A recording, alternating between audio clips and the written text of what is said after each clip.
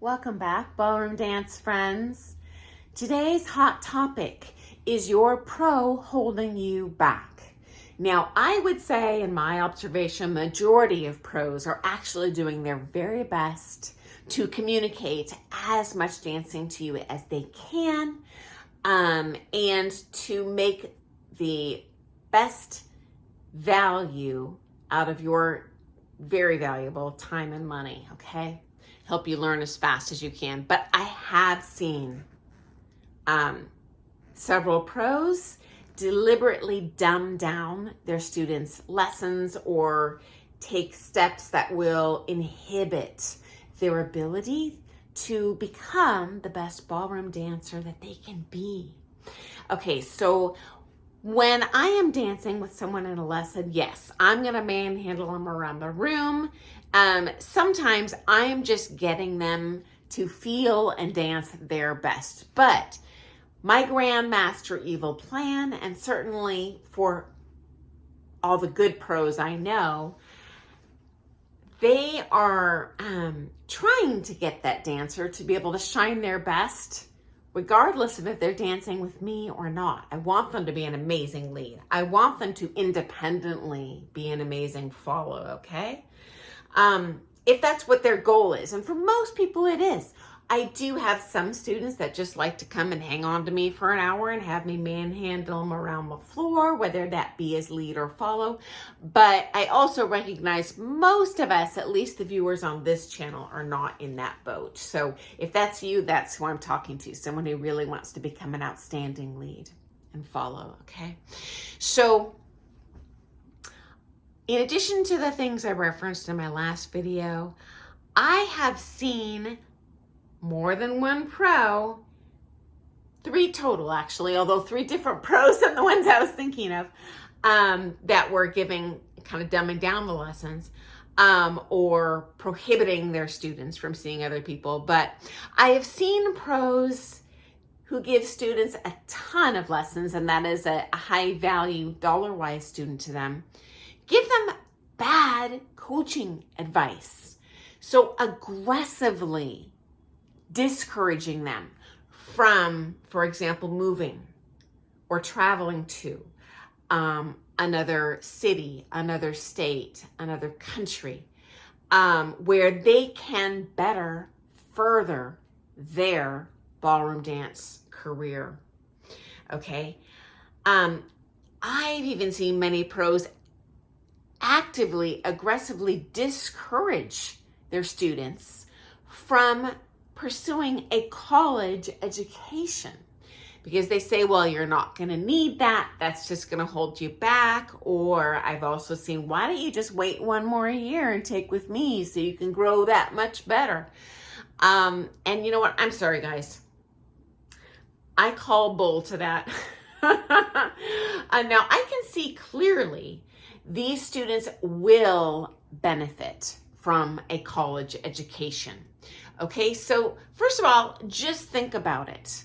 What are the odds that you're going to win or even make a final in your country's national championships?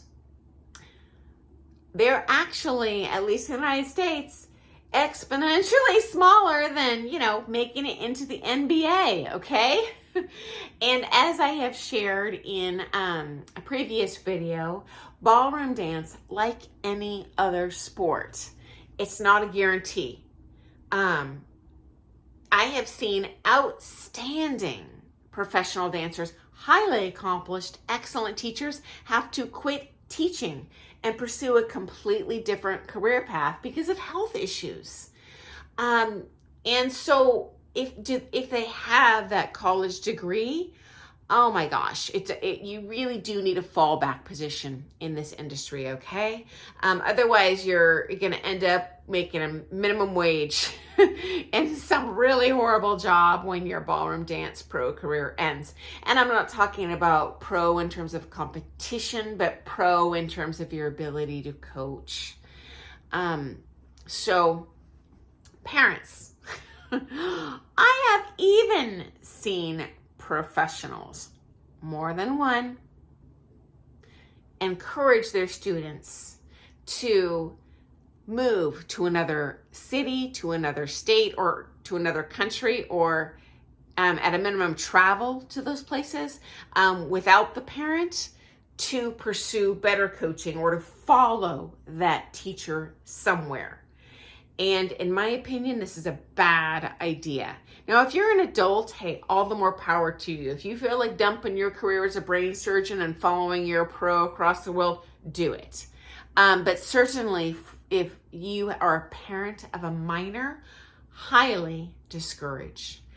I've even seen a pro encourage successfully and convince a parent to send their tween daughter to move to another coast to continue taking lessons with that pro when they moved and live with that pro in their home without the parent being there.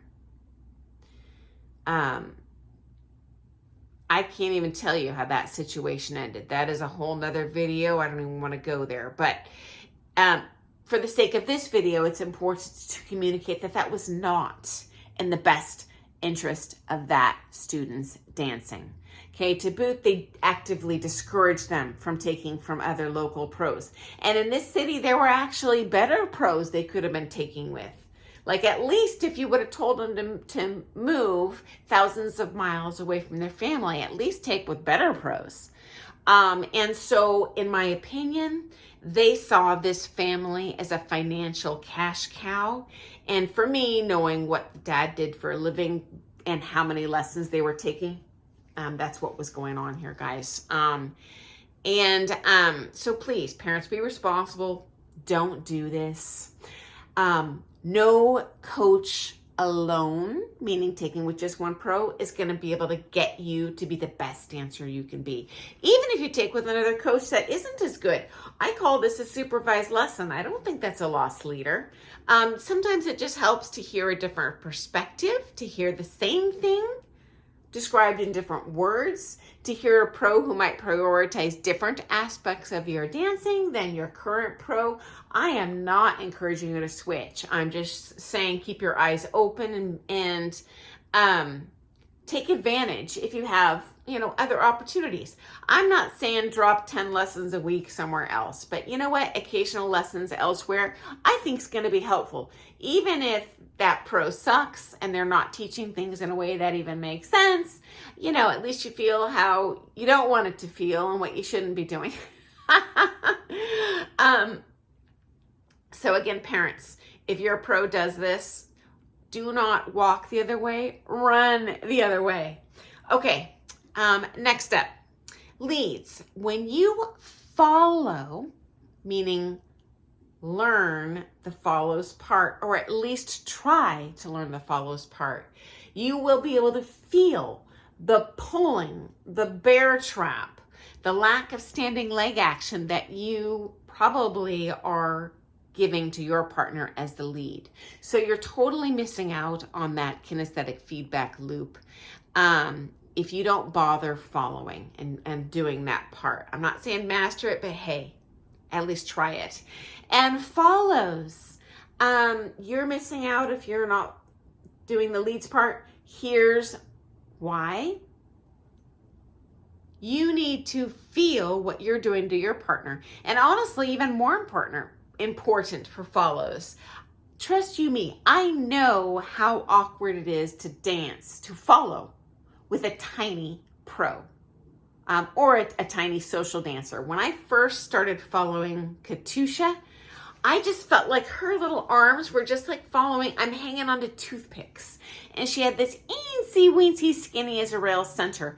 Very hard for me to follow that physically. It takes a much, much better to follow a tiny body than it does to follow a big body.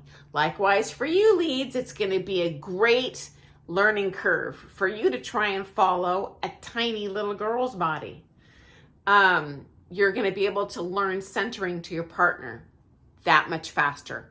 You might remember the very first time you did a runaround, how it was kind of like gerbil feet just awkwardly running around each other. But with time, you learn to feel, oh, that's where my partner's center is. That's how I turn my body.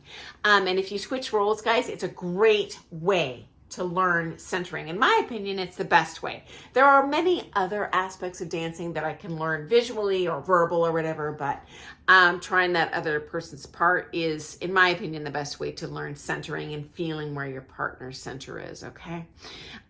So I hope you found that to be interesting. If you missed that first video, I'm going to post that below. And thank you so much for having my ballroom dance chat fix with me today. And if you're interested in all things ballroom dance, hey, subscribe to our channel. We are a worldwide community of ballroom dancers. We're all interested in the same stuff and kind of share the same joys and the same goals, and we'd love to have you here. And I do post videos pretty much daily. So I look forward to seeing you in the morning, and I wish you all happy dancing. Bye, guys.